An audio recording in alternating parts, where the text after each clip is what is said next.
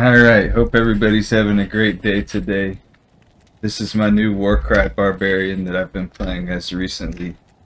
200 FCR, 105 FCR on swap. That's the reason why you need Griffons, so that you can wield Doom and then Phoenix on swap, which I think is really good. Especially against bosses, because you can get more out of your mercenary while the enemy's frozen or slowed. And then really good for cows and stuff like that, because you get all that life and mana back after you take out a pack when you're using your 200 FCR. I've experimented with a couple different possibilities as far as the mercenary goes, and I think right now I'm leaning towards using Andes with an IAS jewel and then treachery, because even though I could do cannot be frozen and also could get a little bit more crushing blow by using maybe G-Face with the Sham, or by using something like Duress as the body armor. I think the crushing blow, the 40 that I'm getting out of this, is enough, and then I'm going to focus more on the attack speed of my mercenary, because I'm basically building the build for best case scenario. If I run into fire immune and physical immune, I'm going to get away from it. If it's just physical immune, I can kind of rely on the enchant from him, and I can also rely some on him being frozen and everything in that small amount of damage. But usually I'm not going to take too much time to stop and wait to whittle away at an enemy. Here's the gear: dual suicide branch, Griffons, FCR amulet. I could have like a plus 220, but this is the best I have right now for this. I have a 210, but it doesn't meet the breakpoints. I need 20 for this particular build.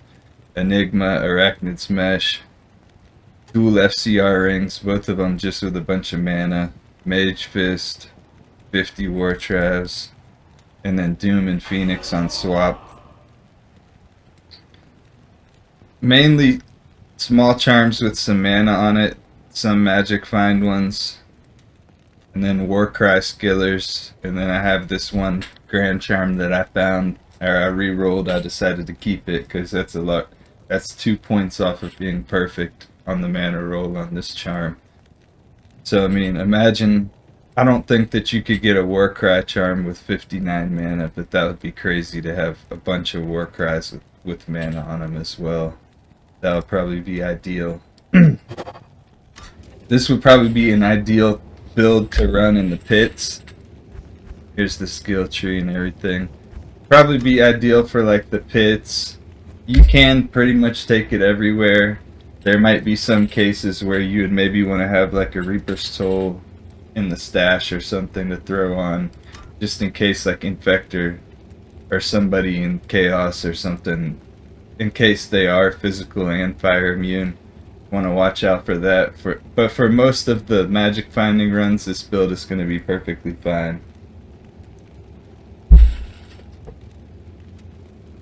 Now I'm going to show it just some cows. Show the technique that I would use like when I'm... So first you're probably going to want to herd them together. And then you can telly stomp. You hit them with Battle Cry, and then hit them with Warcry. That way, lower their defenses and lower their damage.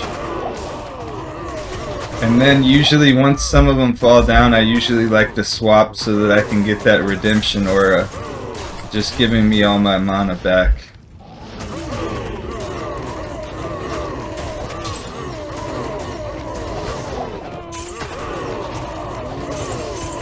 I mean, it's pretty simple. Not a whole lot going on with the build. I mean, not much more, not any less or more than what you would do with like a Hammerden or something. So I mean, you're just pretty much just telly stomping, and you don't really need Battle Cry for something like cows. It will add some survivability to the mercenary and everything like that, but in most cases it's not going to really do much. I mean, it will keep you alive more, so I mean, it's good in that regard. makes the enemies do significantly less damage. So, and it's not the fastest killing build. I'm also just casually playing right now, just showing it.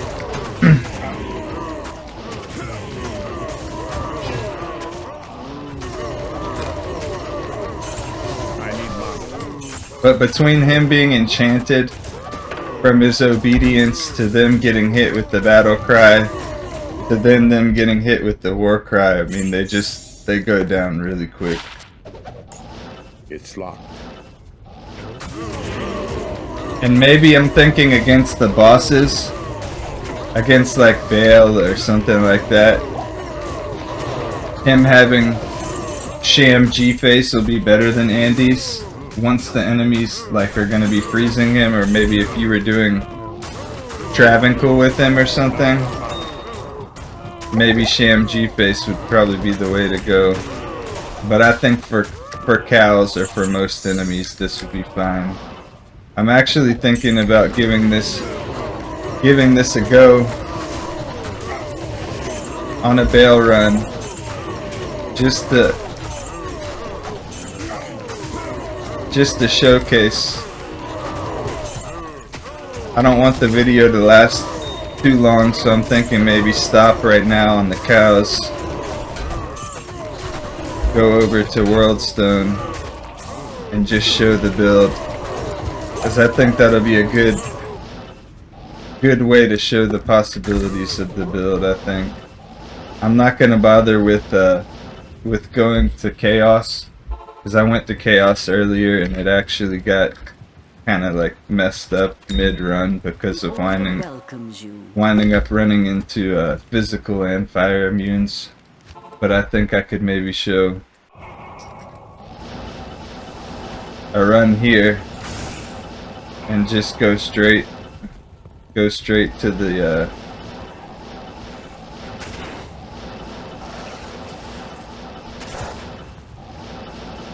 it's like the 200 FCR on this Barbarian, or 205. Something makes it, it's like the game wants you to only click once for teleporting. It doesn't want you to hold it down. It's the servers.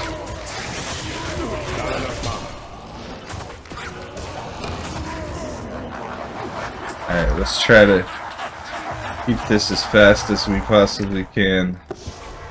I know we're kind of at the mercy of the speed that Bale decides to summon his waves, but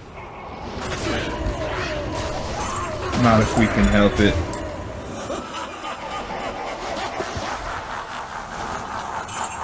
Gonna use that to try to telly stomp the wave 3 and then get the Hydras out of here.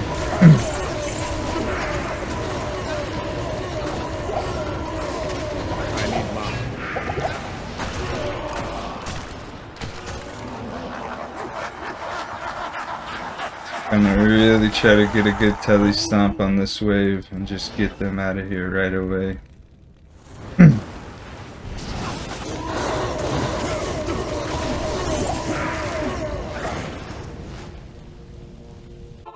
Just as planned.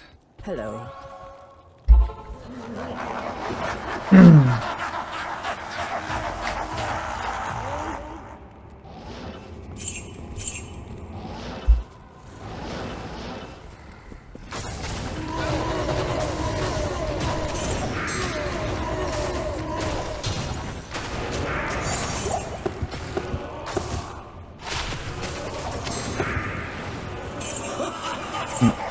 I didn't want to use up too much of my mana during that.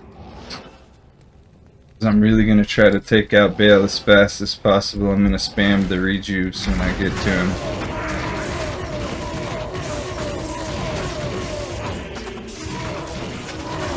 And that battle cry is really more important against these guys than it was on the previous waves.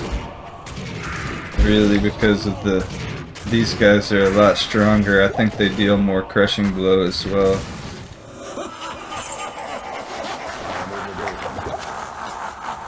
Alright. Can we keep, I was about to say, can we keep the video under 10 minutes? It doesn't look like that's going to be a possibility, but it's all good.